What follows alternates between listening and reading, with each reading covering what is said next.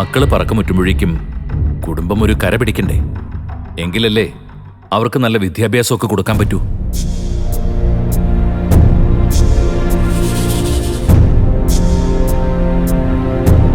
ചീരു എടുത്തതൊരു നല്ല തീരുമാനം. വിനയനും മനസ്സുകൊണ്ട് അത് അംഗീകരിക്കണം. ഇനിയിപ്പോ അതല്ല പറ്റൂ. നമുക്ക് ശരിയെന്ന് തോന്നുന്നു അവള് ചെയ്യട്ടെ. ഞാനിനി അതിനെ എതിർക്കാനൊന്നും പോകുന്നില്ല. ഞാൻ നല്ലതിനായിരിക്കുമെന്ന് വിചാരിക്കാം. അല്ല അമ്മേ? എന്തായാലും അച്ഛൻ ചീരുവിനോട് ഇന്ന് തന്നെ ഇങ്ങോട്ടേക്ക് വരാൻ പറ. അവള് ഇവിടുന്ന് ജോലിക്ക് പോയിക്കോട്ടെ. എനിക്ക് പറ്റുമ്പോഴൊക്കെ എനിക്ക് അവളെ കൊണ്ടുവിടുകയും ചെയ്യാലോ.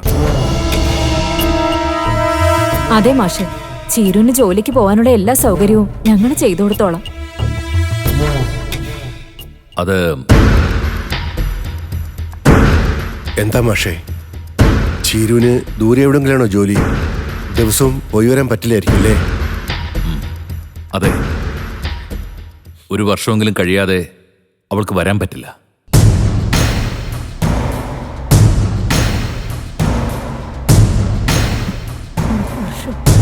ചീരുവിനെ അവളുടെ കുഞ്ഞമ്മ സിംഗപ്പൂരിലേക്ക് കൊണ്ടുപോവാ.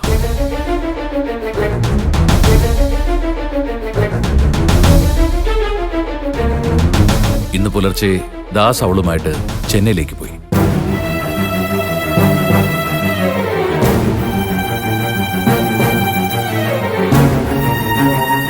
പാർവതിയും ഹസ്ബൻഡും അവിടെ മറ്റെന്തോ കാര്യത്തിനു വേണ്ടി വന്നിട്ടുണ്ട്.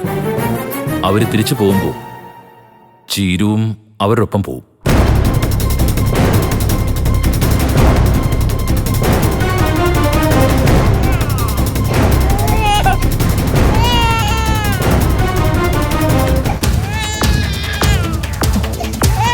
അമ്മയോട് നിൽക്കും.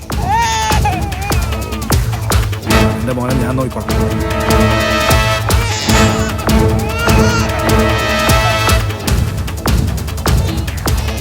ഞാൻ മോനൊന്നും കാണട്ടെ.